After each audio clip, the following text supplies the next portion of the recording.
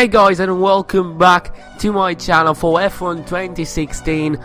It's the US Grand Prix, and as we race here in Texas, we've got our new part fitted, the fuel efficiency upgrade, and I think it's the last fuel efficiency upgrade we're gonna have on this car. So we're here in USA. I believe we've got something like 3 more races to go, and then F1 2016 will be officially done from my channel, and we've got to wait for F1 2017. So once again, I'm really sorry that we couldn't push for 3 seasons, but I promise you that now that I'm building a setup and I will have more free time probably in my schedule, I will try and make 3 seasons on F1 2017, but it will depend probably on how busy I'm gonna be from September when schools do start. So we've got to wait and see about that. But now as we start practice 1, we're on the track optimization test, and as you can see we got a red there,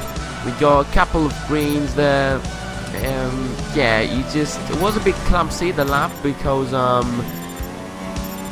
there was rain and I was losing control of the car, and also I was locking up quite a lot. The rain didn't help us at all, and it was pretty hard to drive on those conditions, and I was sure that after that there would be wet conditions for the rest of the session, and that meant that I should have waited probably until practice 2 for the next couple of tests, so that we don't really mess it up also with those ones.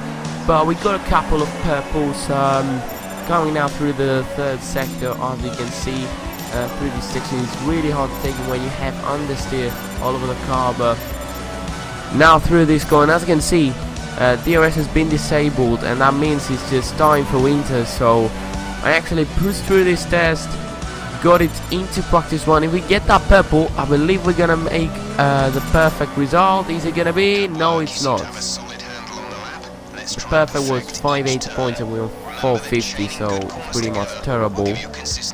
But yeah. Now next up we gotta do the time management test, but we're gonna go on to practice 2 for that. So there you go on the tire management test. It actually is practice 1 still, so we head out to the circuit while it was time for dry. So take the chance, like practice 1 tire management test. We start off this test with the purple lap optimal tire, and we set the lap that the team wanted us to set. We set 4 consecutive purple results, so we were doing very good, but at the end of this lap we ran just a little bit wide, and we're gonna get a green there. And the next lap was actually a little bit worse. It was actually down onto the red zone, so you're gonna see why did that happen. As you can see, we're on green, then we go on red, then we try to get back to the green, but we just quietly can, and that's pretty much how it is for this lap. It was a really bad lap. We couldn't set any good laps, and then just a huge lock up there to end this, and it was pretty much well and truly over this lap. But we had to make a green result in order, or even a red one, in order to have the purple target score. So coming across the line, it's going to be a purple score here on the tire management test. And next up, it was the qualifying pace test, and usually, since the car has been better, we've been doing good on those tests. But here in USA, I don't know what is it, but the whole thing didn't work for me. Like in practice, I don't know, the setup that didn't really work for me fine. I don't know what was it, but as you can see now, through the 1st sector with 3/10 faster, we lost quite a lot of time there after the exit of the last corner of the 1st sector. And there you can see on the 2nd sector we are 3/10 slower, and it was good for me. It was good until then, but then in the 3rd sector we lost about 6/10, 7/10. What was that? But we were on a 13th position. We would have set that in the qualifying, then we would be 13th. So it was really bad. Then I tried to set another lap. This time it was 5th position, so it was much better. But still, that 3rd position is a long way ahead. It's like 5/10 of improvement. And then, well, that just happened, and my last lap was just pretty much fluffed up there, and I couldn't do anything else rather than just giving up. And yeah, say that. Let's hope that we're gonna get that P5 in qualifying, cause we haven't hit our program targets. Come in and take a look at the data. Yeah, And if we have time, like, we'll rerun the program. that wasn't a good practice session overall. Like, I think the last time we had 2 reds was... Have we ever had 2 reds? I don't know, I don't even know. As you can see there, we completed... Oh, we didn't have 2 reds. That was my bad. Well, it's just a red on qualifying paces. That was something that we saw back in previous practice stations, but with this car, not to get just a green was really bad. But we've been perfect on time management and good at track optimization. But then it was time for qualifying, and I wasn't expecting that type of weather. It was raining, it was inter conditions, and unfortunately, as you may see in this lap, it just wasn't good. It just wasn't a good lap. Like, I don't know what was it, but like, I'm not gonna put blame on the car or anything, but the setup just didn't like fit the wet weather conditions. I don't know what was it. Whenever I broke, the car was just going left and right, and in high speed corners. It wasn't like other times. Like, I like intermediate conditions, like they are the ones that actually gave us our first ever wins with this car back in season 1, and seeing that I couldn't even set a competitive lap. Like, you can see I'm 1.5 seconds slower than Max Verstappen and now Dan Ricciardo, but it was a terrible lap. Like, I had no confidence in order pushing the acceleration, and it was just terrible. Like, as you can see there, through the final corner, we're going to be almost 3.3 seconds slower than Ricciardo, and we're even behind Harrianto. So you can imagine my grid position. And then this message came up when I went out for another last lap. Insufficient time remaining in order to complete the flying lap, so I went out, tried to push as hard as I can in order to set a final lap, in order to not be in last position. Like, I mean, come on, we gotta be around the top 10 or the top 15. I know the setup didn't work at all, but it really is bad. Off Verstappen, the line there, he's just going pretty slow onto the pit exit, but it would be really bad to see that we're going to end up in last position. I know the time is insufficient. We've only got like a minute and 30 seconds, and out there you see that I lose control of the car completely. It would have been pretty alright, but then this happened. We just crashed into the back of Grosjean, who just literally was going slower than my... Like, how early did he brake there? It's just terrible to see that result. Both the runners have done bad pretty much, but me personally, like, I've done terrible. Kevin Magnussen and Nico Hülkenberg have got a 5 position grid penalty, so probably they made contact throughout the qualifying session. I don't really know about that, but Jenson Button just lost out on pole position just for 1/10, and you see the McLarens are quite up the grid. So Button in 2nd, Fernando Alonso in 5th, and Button, you would be a legend if you would have got that pole position. I wanted to see him back into the top, getting a pole position, but that just wouldn't happen at all, would it? But as you can see there, with Kevin Magnussen actually having a 5 grid penalty, he's gonna go down into P12. I think Hulkenberg will go down into P16, and then we go a little bit more down. We see that Grosjean also has a 5 grid penalty. That's probably for the brake checking incident there that happened in the final flying lap. But for us, we're gonna start from last position. Let's get to the race and try to get the maximum out of this race.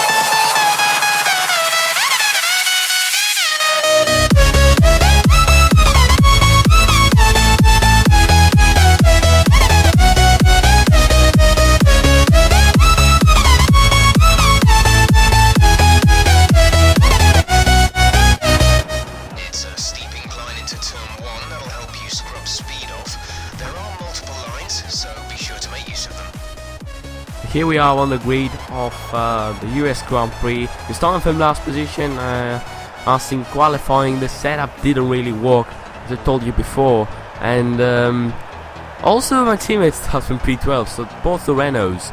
Even though we have the fastest car, it just didn't work out well for us in qualifying. But the strategy seems pretty strange. It's going to be a one-stop strategy, and it is from softs to mediums. And I don't know if the medium is going to be a good tire choice for the race, because it's the understep problems. It's even though it's that it isn't really fast at all, and we'll see. I might change the strategy up and go for the two-stop, go for 2 sets of softs, and then go for a last pit stop on the set of super softs. I don't even know. We'll see how the strategy is gonna go. There could be some safety cars. You never know. Like there could be some safety cars that they could change up the strategy.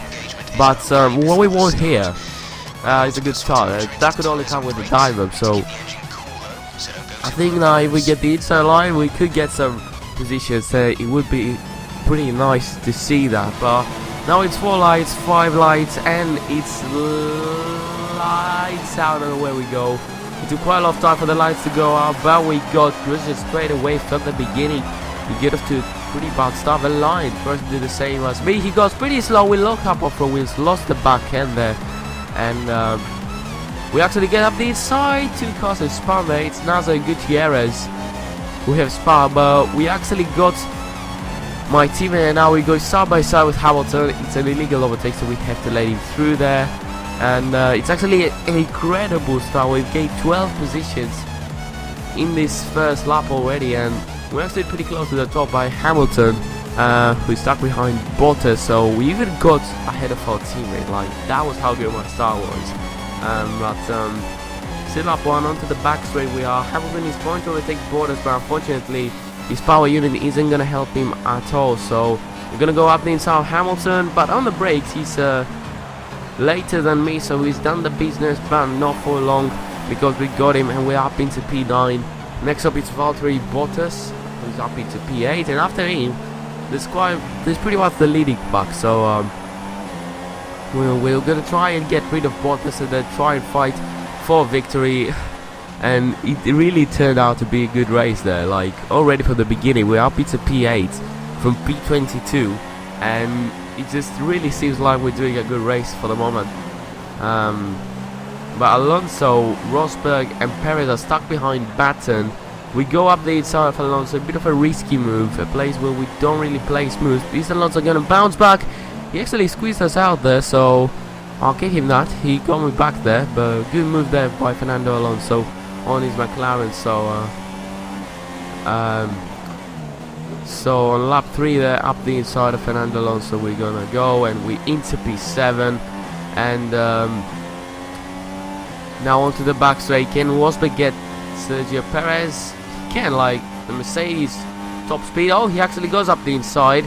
Is it gotta be 3 wide? No, I just give up. No, up the inside. We make contact with Nico Rosberg, and we actually go Perez, but Rosberg, we just couldn't get him. Like, he was on the inside line, so I had to leave him with space.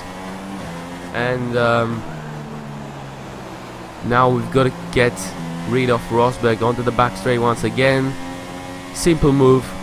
And yeah, next up is James Japan, who actually got away, and he actually is on a set of soft tires, so it actually works fine for James Japan. I mean, he lost 2 positions, but don't forget that he's on a set of softs. But the guy who's leading the race, we said the fastest lap, is Sebastian Vettel.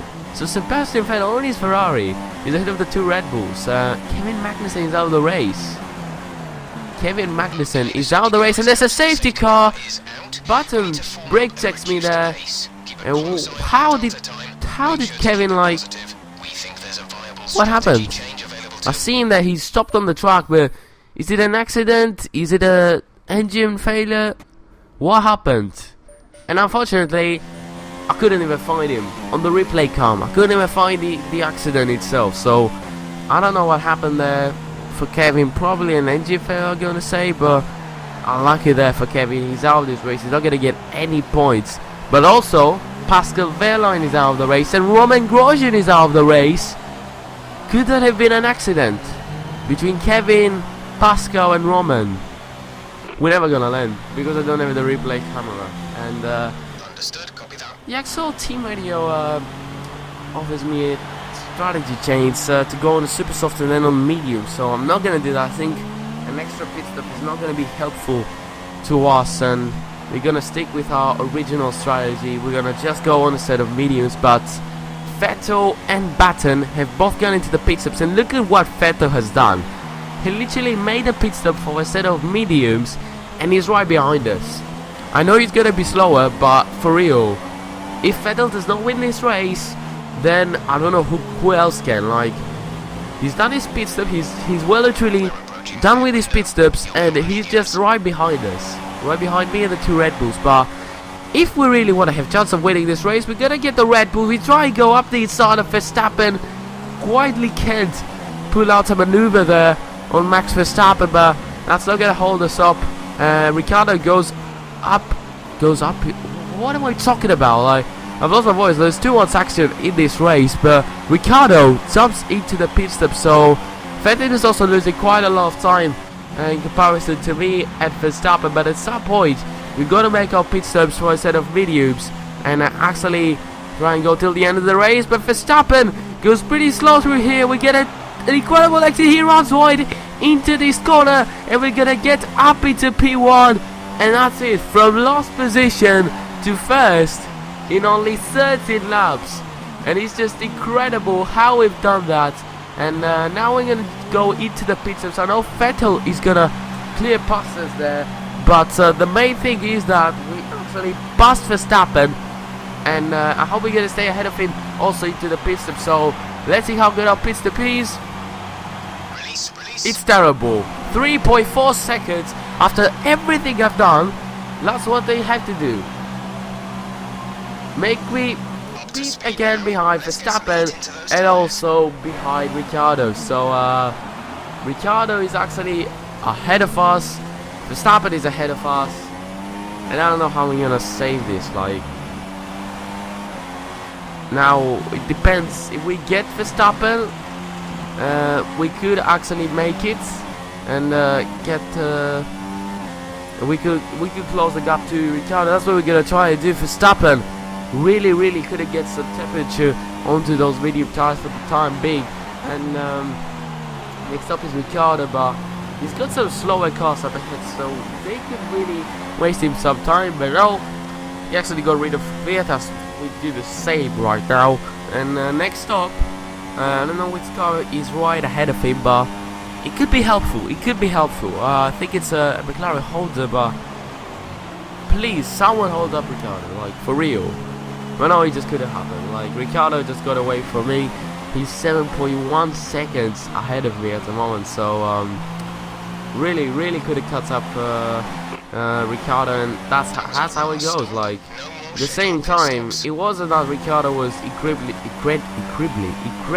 fast, but it was me that I did feel good on that set of mediums. But I was considering actually going for a pit stop on the set of super softs to go till the end of the race, but then I saw the pit now enjoy position. It was 11th. Like, am I crazy? Would I lose a podium position in order to just be a 9 to just be a little bit faster than the others? But like, mediums were terrible. There was understeer, couldn't push as much as I wanted, and they felt that they were literally worn out. Like, seats like after 5 laps or something, they were feeling worn out. So I think you can understand me, and you can understand how bad those tires were. But for the moment, it's the penultimate lap. We've got a huge train of cars behind us. I think it's Verstappen, Vettel, Raikkonen, and I think a McLaren of James and Button. So all these 3 guys actually are going to fight for P2 on those final laps of the US Grand Prix. Isn't that amazing? Like, absolutely insane. At the same time, Ricciardo is just flying like 15 seconds ahead of me. So I took the risk. Now I got to fight for that position. There's not a lot of laps remaining, so we should hold on to this. We must hold on to this. Verstappen is going to be the first one to attack me, probably. Is he going to go around the outside? No, he's gone up the inside. We go side by side. And is someone going to go up around the outside? It's going to be Sebastian Vettel on that set of superstars. We make contact with Vettel, but I'm not going to leave Verstappen like that. I'm going to try and make a dive bump. We couldn't. And Button actually gets squeezed off by me. And Vettel just hits me. Vettel just hit me there. My move was inappropriate, but what Vettel has done there is more than inappropriate. And now Button hits me. For real. Why? Why? I know I was pretty risky, but they just went onto me. They just drove into me. What is that? What is that? What even is that? I don't understand, like, the fact that I've tried to defend all of those guys in order to stay in a freaking second position, and at the end of the day, what happens is I tried to get back into Verstappen, I couldn't, and then I just stay in P3, and the Vettel just drives into me. That's how it is. And not even that, Button drives into me, and I lose even P4 and P5. And that's actually it. Like, coming across the line, it's gonna be a P6 for the US Grand Prix. Like, it's not good. We could have actually, it's not good. It's good. It is a really good result. From last position to P6, it's a wonderful result. But the fact that we could have got a podium there, from last position going up into P2 in a race is incredible, and we lost out on that because of Vettel hitting us. I mean, like, if Vettel wouldn't hit us, I would have finished P3. Yes, I honestly believe that, because once Verstappen got us, I tried to get him back with a risky move. I couldn't. Okay, he's gonna go through into P2, and like, well, we lost P3 for Vettel because he just hit me.